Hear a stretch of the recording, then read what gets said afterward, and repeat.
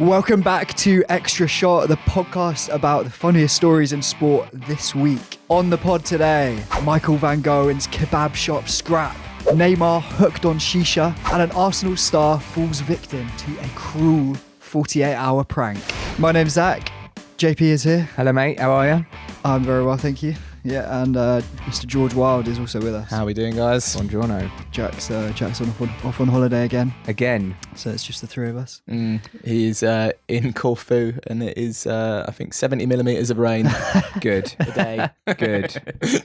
Part-timer. It's good stuff. You guys having a good Q4 so far? Well, we're only just into it, but I'm looking forward to it for sure. I saw a good, I think it was Screen Rock Podcast tweet saying, it's Q4 Eve. Don't forget to leave a Huel out for Stephen Bartlett. Is that a real photo? He looks like a member of Razorlight. He does, yeah. Speaking of other upshot favourites, JP, you've got a story to kick us off. I have. Darts legend Michael Van Gerwen has been throwing things other than darts this weekend. And it looks like he's taking it a little bit too far in the Dutch city of Den Bosch. So Big Mike's been out and about with the boys to a local beach party, which was headlined by a band called the Dirty Daddies. Yes, please. Yes. That's Dutch. And for those that don't know the Dirty Daddies are a bit like a hybrid version of Jedward and Linkin Park. Yeah. That's right up your street. Is that your description, or is that from like their bio? No, but it should be in their bio. I spent about a half hour listening to their gigs, and it is fucking mental. Yeah, good stuff. Or... well, you can see why he might be a bit hyped up coming back into town. So the story is that, you know, him and the boys have gone back into town in the search for maybe a late night kebab or whatever, and they've come across an establishment called the Den Bosch Pizzeria Shawarma. It's got 2.7 stars on Google. It's open till 3:30 in the morning. And sort of place the Dirty Daddies would hang out, I think. And you can imagine this sort of establishment is used to serving doner meat to the creme de la creme of Dutch society. And you can imagine the look on their faces when Big Mike's pitched up for a late night bite with the boys. Yes, please. But we're unsure exactly what's happened, but a fight has broke out inside the shop. We're going to have a quick look at some footage here. So Mike's right in the middle of the scrap. It's a proper scrap. They're really swinging for each other. It's in the kebab shop. Looks like he's got his whole crew with him. He's dressed like a bouncer as well. He is. Yeah. Looks like the Dutch version of the Wheelstone Raider on the right. But So what are they fighting about? well, we're not 100% sure, but Mike's come out afterwards and said, the guy came with me from the kitchen, not the other way around. And it Sort of New York gangster from the 30s. You know what I mean? Yeah, say. And it does make it sound a little bit like he has fallen out with the chef. So, like, you know, maybe they've run out of garlic sauce, or there's no salad on his lamb doner. Yeah. Which I've got to say, like many of his PDC colleagues, Michael Van Gerwen looks like he knows his way around a kebab. So Yeah, and a scrap. I was going to say, if you're picking a sort of gang of sports stars to be, you know, fighting your corner in a kebab shop, he'd be a good one. Yeah. He's right up there. He is right up there. So, you know, as you do, you air your laundry on Dutch radio on Monday morning. I think this happened on Sunday morning. And apparently he said that the shawarma was too small, which, you know, I can feel his pain, you know, the anger. that is frustrating. When if it's like 2 a.m, yeah, you've been out watching the Dirty Daddies all night. All you need is a dirty kebab to You've wash it given down. me a charge-sized portion. You've danced up a right appetite. Yeah.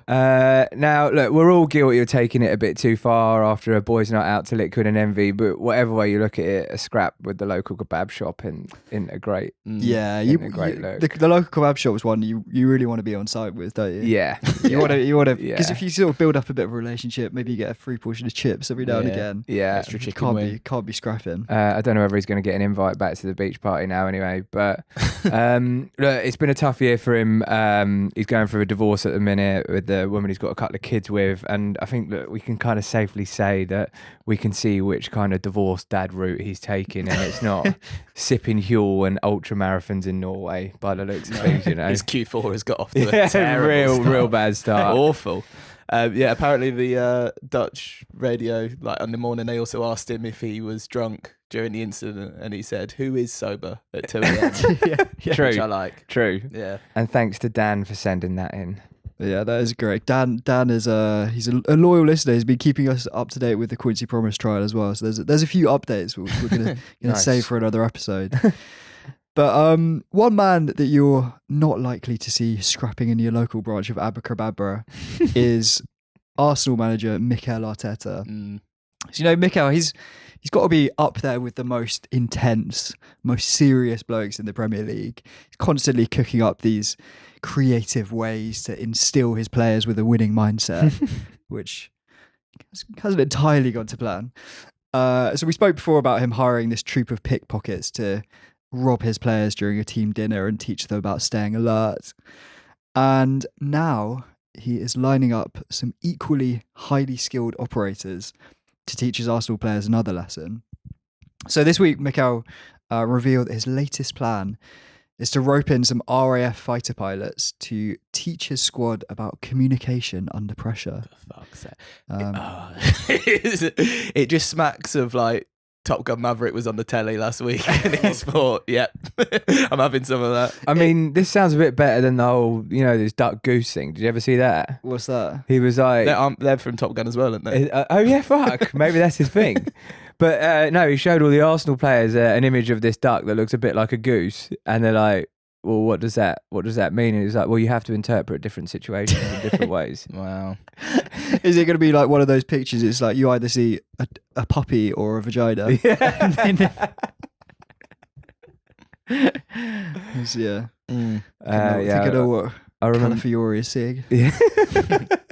Yeah, it was. So he's pumping in Playing with the Boys by Kenny Loggins in the training sessions, and I don't know. I actually kind of feel like among his quite bullshit ideas and weird motivational techniques, I think this one's kind of interesting. So obviously, when you're traveling at 1,200 miles an hour at 30,000 feet, you've got to be quite direct, use few words, communicate very clearly, and that's what he wants to instill in his players. I don't know how much crossover there is between intercepting Russian drones over the North Sea and telling Miles Lewis-Skelly to go 5 at the back.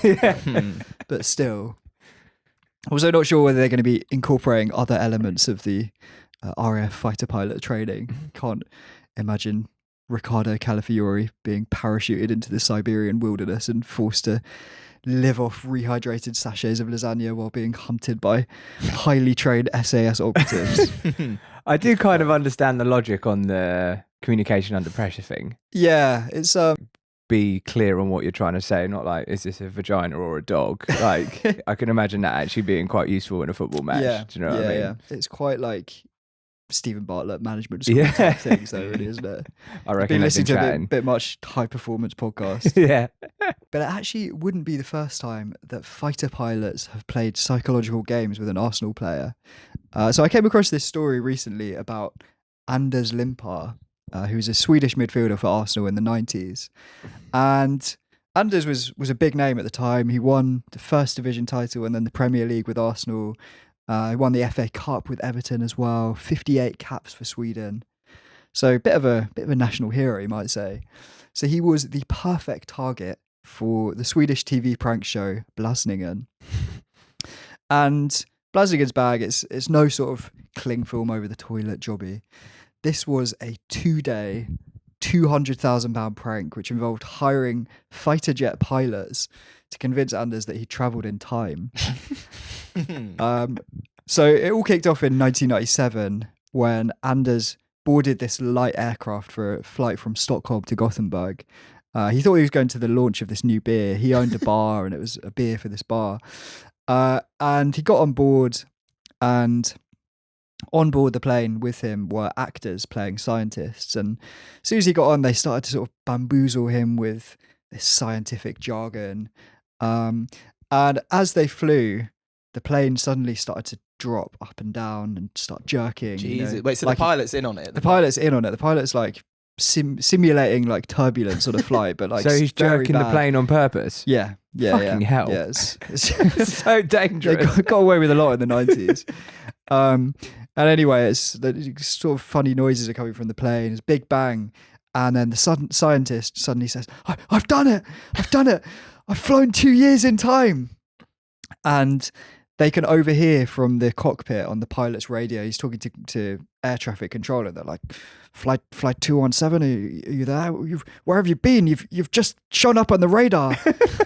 and Anders is beginning to freak out. And suddenly he hears something. He looks out the window and there's these 2 fighter jets that have been scrambled and are flying alongside their plane. Jesus. And at this point, he's like fully freaking out. He's trying to get into the cockpit to talk to the pilot. And eventually they land at this airport.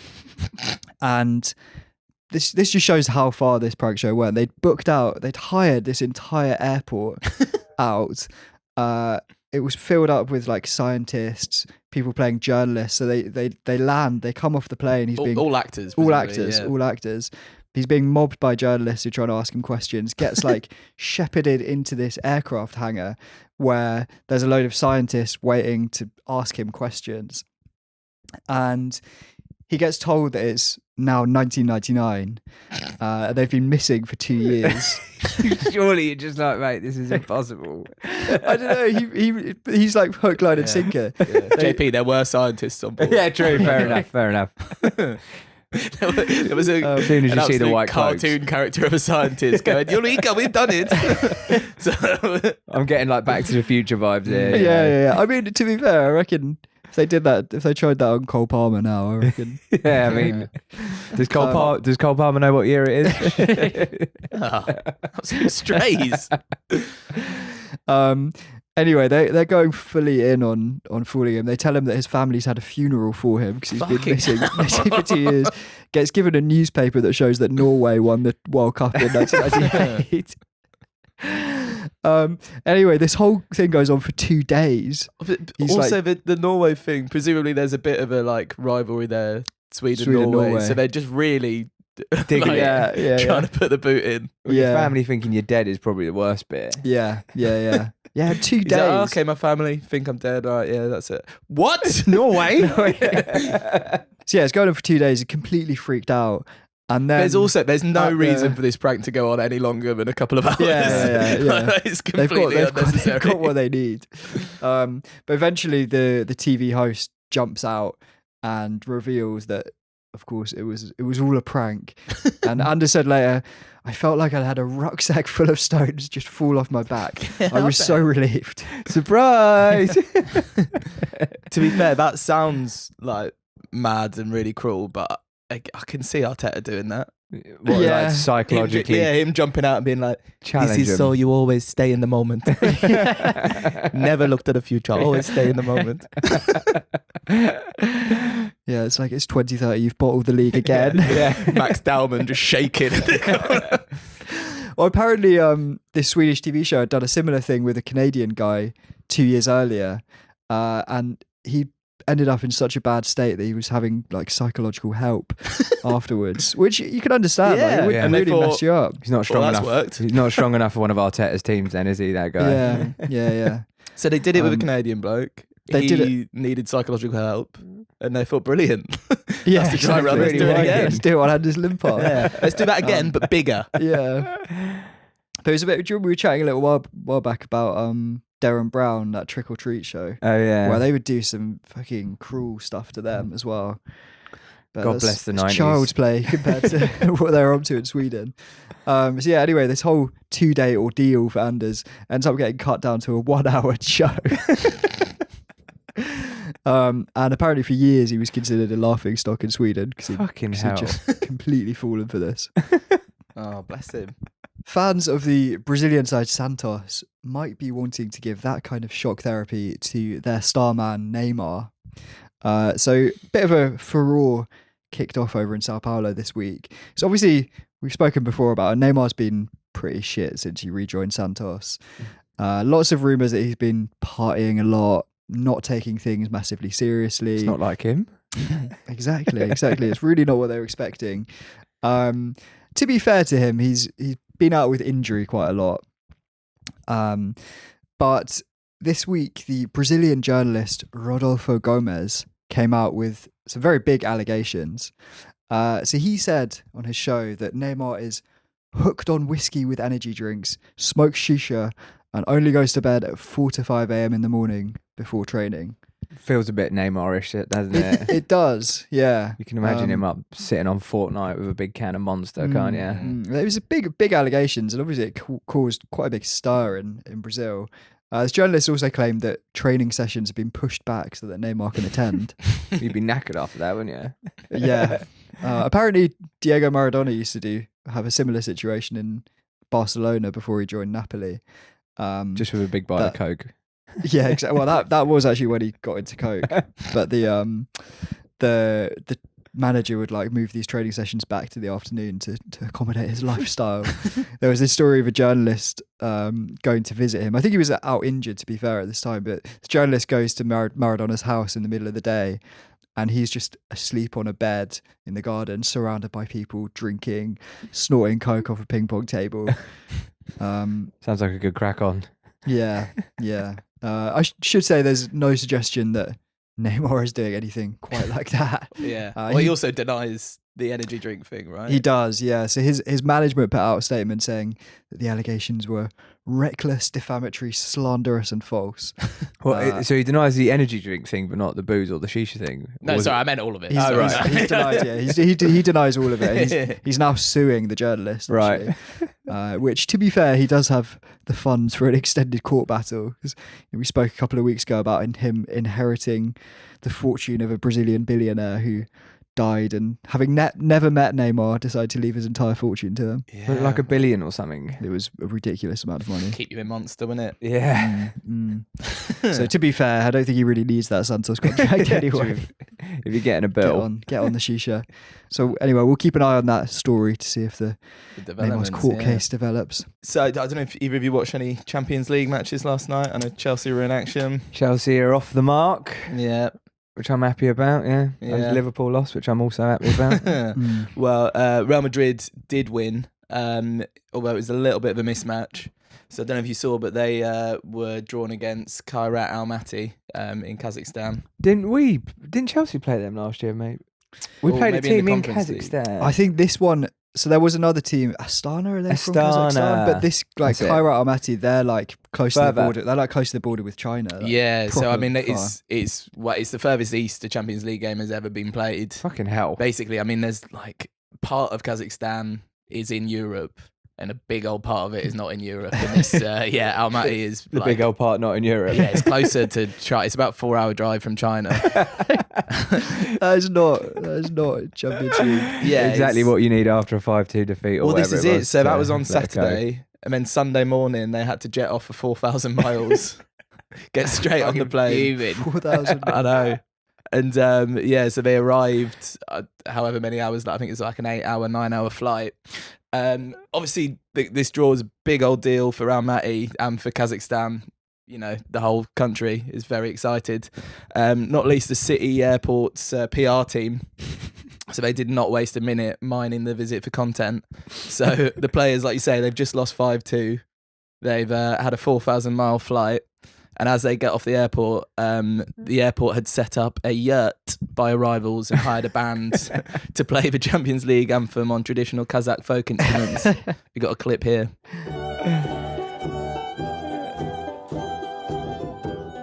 That's great. I mean, it looked quite cheery. Yeah. Is that Roberto Carlos? Yeah. He looks like he's tucking into a local delicacy. Look at that. To be fair, they might have thought they'd flown back in time. Yeah. I mean, to be fair, I'm sure they're all in first class and they're not like slumming it on Ryanair, are they? No, I know, but even so. And then, so the airport had also hired someone in traditional Kazakh dress to hang around with a bow and arrow, which is not ideal at an international airport, is it? Yeah, that was outside the airport. Yeah, she's terrified, isn't she? That'll get your blood pumping, won't it? Yeah. Can you imagine if you came out of Stansted and that was really... Yeah, so I mean, they did end up running out 5-0 winners, but Kairat almost scored in like the first 10 seconds. I think really, God, that would be very different. That's a jet lag. The roof. I know. I was getting like really. I built it up like there was going to be a big upset in my head. Mm. Yeah, because there was an interview with Kairat have got this Brazilian player who signed for them last year.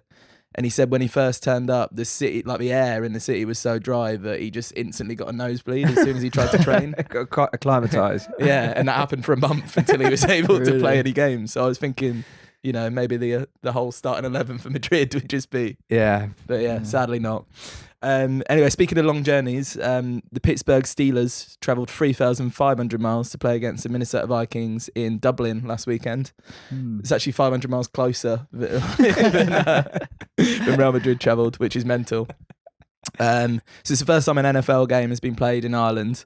The Steelers organised it because they, according to them, have a deep connection to the country. Doesn't everyone in the Well, USA? yeah, it's a bit of that. I think they're owned by a very prominent Irish American family, to be fair to them, the Rooneys. Rooney's. Yeah. Not that, no connection, I'm pretty sure. To Wayne, I should say. A few of their players also have Irish heritage, apparently. Of course. Yeah. Great uncle. Yeah. Founded an Irish bar in New York. Yeah. Yeah. So, I mean, they were probably looking forward to rediscovering their roots, maybe sinking a few pints of Guinness with the cheery locals, taking in a trad band, hearing some ditties, maybe. Unfortunately, it didn't turn out quite like that for third choice quarterback Skylar Thompson. So, A very Irish name. Yeah. Skylar. Exactly. So the team arrived in Dublin Friday morning, and it sounds like I think they basically went straight out on the lash, because at 2:30 a.m. that night, Skylar was in the Dame Street area where he was jumped by a group of blokes who stole his phone.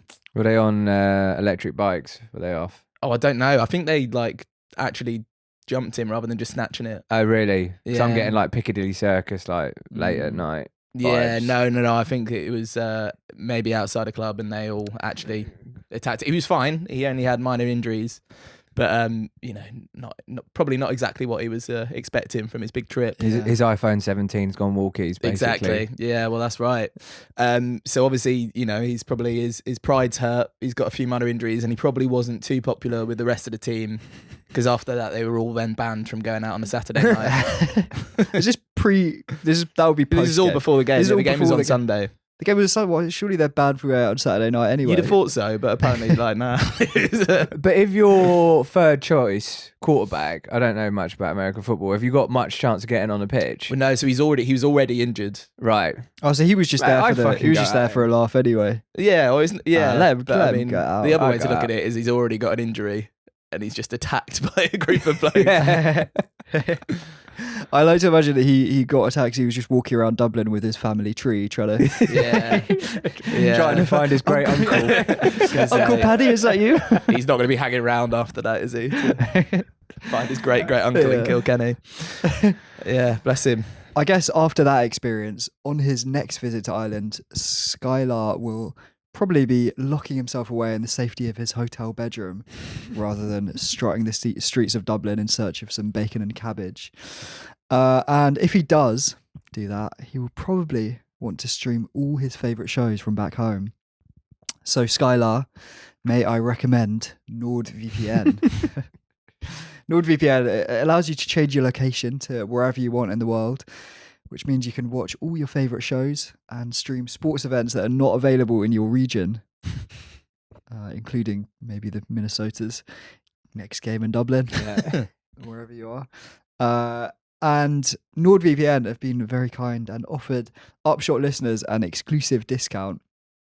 So if you go to nordvpn.com/upshot, that link will give you 4 extra months on your 2-year plan. And there's also no risk at all because Nord have a 30-day money-back guarantee. So you can go to nordvpn.com/upshot to get that, and we'll put the link in the podcast episode description box. I think Skylar should have used that on Friday night instead of going out in Dublin. Exactly, you should have been just at home watching House of Guinness on Yeah. Netflix.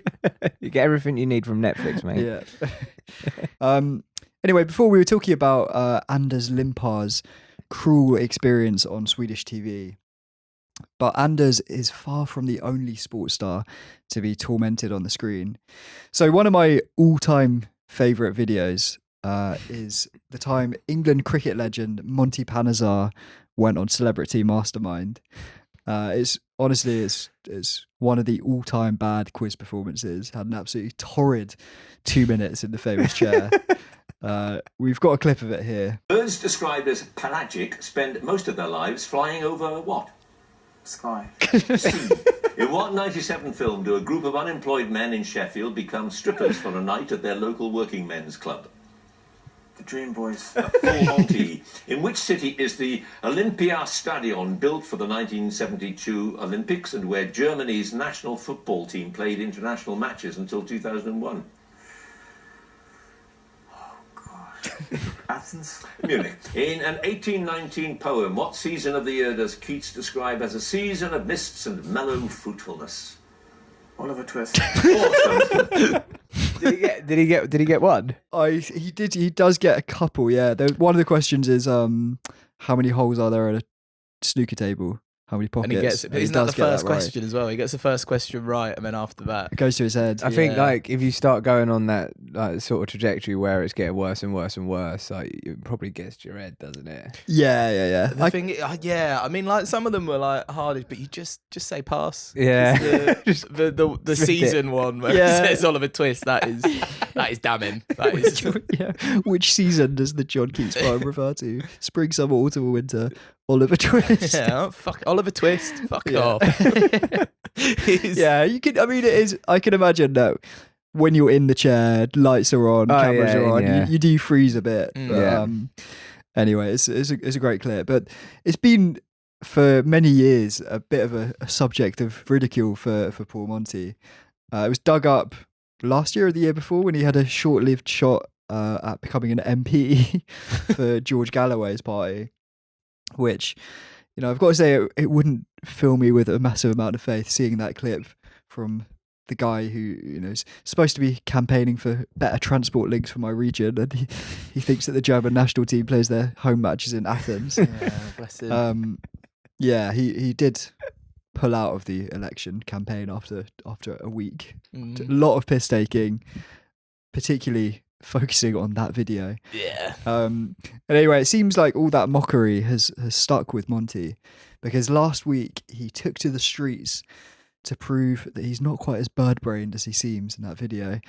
So he challenged members of the public to answer those same questions that he'd faced in the mastermind chair, hoping to prove how hard they actually were. He's really not letting it go, is he? No. We've got a clip. When was it? It was about 10 years ago. The actual appearance. Here's the question. In which city is the Olympia Stadium built for the 1972 Olympics and where Germany's national football team played until 2001?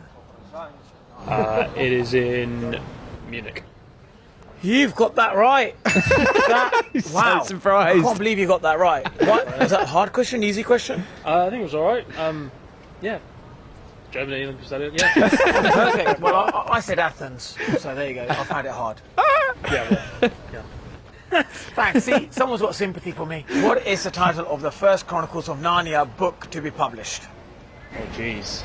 Lion, the Witch and the Wardrobe? Yeah, very good. Very good. That's very good. Surprising. Was that an easy question or hard question? Fairly hard, I'd say, but I'm not sure. Exactly. I found it hard. I said CJ Lewis. That was probably the wrong answer.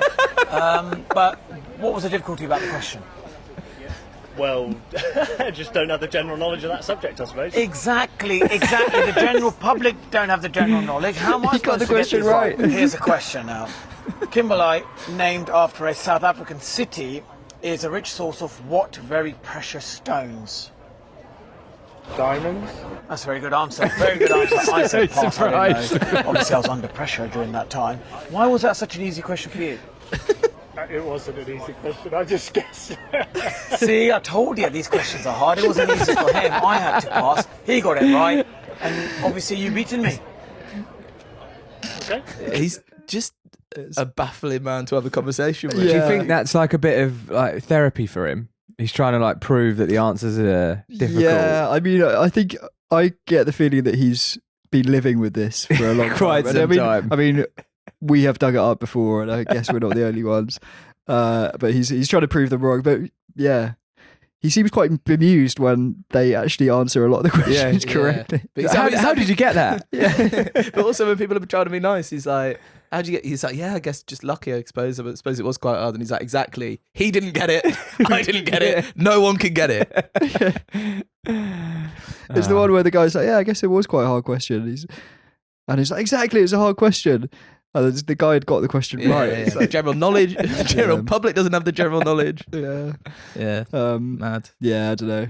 I've got to say, Monty does come across as a very likeable he is character. likeable. Unless, of course, you're the bouncer who kicked him out of Brighton seafront nightclub Shoosh in 2013. So I went to uni in Brighton. Shoosh, I know Shoosh well. A few late nights for you? I've been once or twice. Yeah. Yeah. It's I wouldn't say it's the finest establishment, to be honest, but Sticky floors. it's sticky floors. Better or top worse 40. than Den Bosch Pizzeria? Shawarma? To be honest, those two go quite nicely Yeah, do you together. So fancy- that's a good night out. Do you fancy a Den Bosch after a night at Shoosh? You definitely do. I think Yeah. that's exactly what you need after some Jaeger bombs.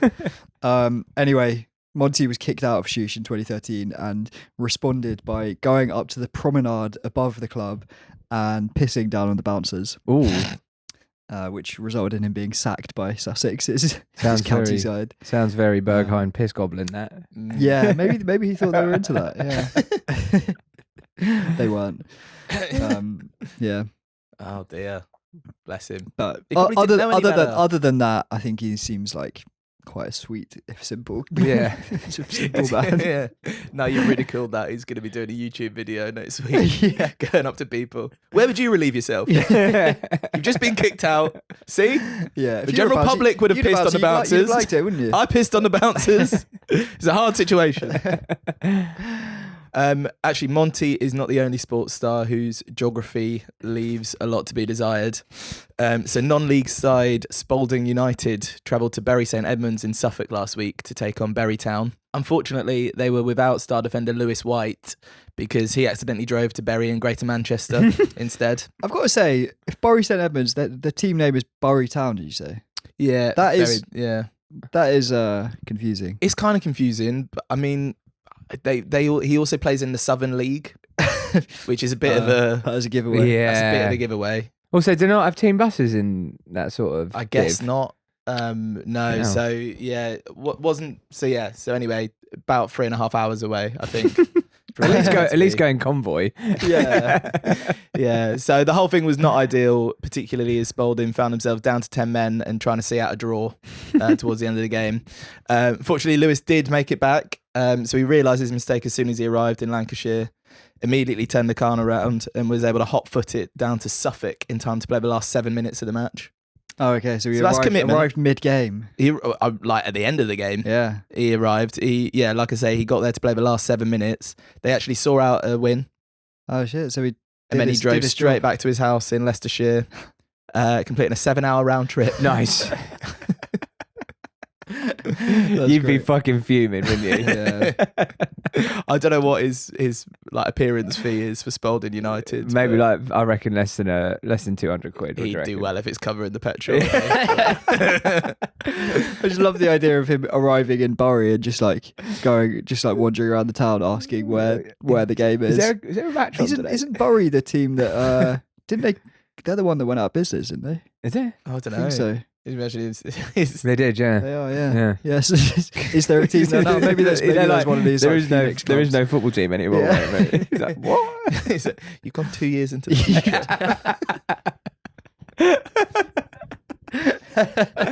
Very good. Yeah.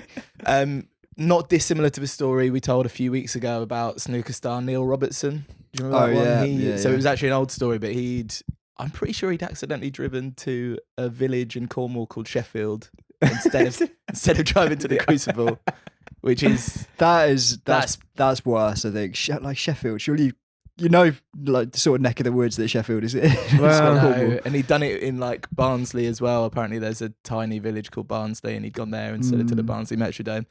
Yeah, I mean, I guess he's Australian, so it's kind of like not True. his country, Yeah, maybe, yeah, but you fair. should really know where the Crucible is. You'd have thought. Yeah. Also, isn't Sheffield like the home of The Crucible is the home of snooker. That's like he's been there before.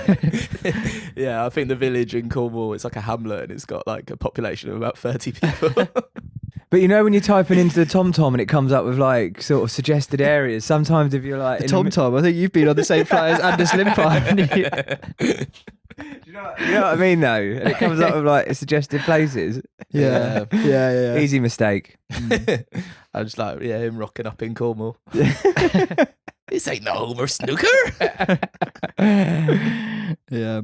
Bless him. I was trying to see if any like football teams had made a similar mistake, like the whole team rocked up in the same place. Couldn't find too much, but there was a group of French fans that travelled to Bucharest in Romania to watch France during Euro 2021. Except France were actually playing in Budapest, it's about 500 miles away. Nice. Yeah, it's a shame, innit? Yeah. And I don't think you can talk about turning up, thinking that you're turning up for one thing and then actually doing another without mentioning Guy Gomer. Is this the BBC guy? Yeah. Can we just have a quick look? Any excuse. Guy Cooney is the editor of the technology website News Wireless. Hello, good morning to you. Good morning. Were you surprised by this verdict today? I'm very surprised to see this verdict to come on me, because I was not expecting that. When I came, they told me something else, and I'm coming. You got an interview there, so it's a big surprise anyway. A big surprise. Exactly. Yes, yeah. He was going for a job with the data centre, and basically there was someone with a similar name that was supposed to be on BBC Live, and they just sent him straight into the studio. He does a better job of passing. He looks more comfortable than Monty Panesar on the set of Mastermind. More convincing. Yeah. Oh God, it's so good. I love that. It is good. Such a good clip. Iconic. I think he got the job as well, didn't he? Did he actually? Pretty sure he did. Which like, if you it's like, give us an example of where you've had to cope well under pressure. So, well. All right, I think that's all we've got time for. We're going over to Patreon now. Actually, before we do that, we've got some exciting news. So on the 15th of October, we are going to do a live recording of Extra Shot from a pub, a mystery pub. It's for Patreon subscribers only. You can come down. It'll be on a Wednesday morning. So any reprobates who knock you about and fancy going to the pub on a Wednesday morning, so we'd love to have you down. It's no tickets, just Patreon people can just come down and watch. But we'll be giving away the location on Patreon. So sign up for that. And we'll also be diving into the weird world of Victorian endurance sports. So if anyone's listened to our episode about the 1904 marathon, it's one of our most popular episodes actually. This will be right up your street. We've got 6-day long, 24-hour-a-day cycling races with bikers pumped up on cocaine and rat poison. Got sex-crazed groupies mobbing the dressing room of their favourite long-distance walkers. And there's even a cameo from Abraham Lincoln. Yeah, it's going to be a good one. It's a good one. And you can get it right now at patreon.com/Upshot Towers. It's just £3 a month. Bargain. Lovely stuff. We'll be there. JP will be there. George will be there. Will indeed. All right. Thanks a lot, guys. Thank you very much. Pleasure as always. Thank you for listening.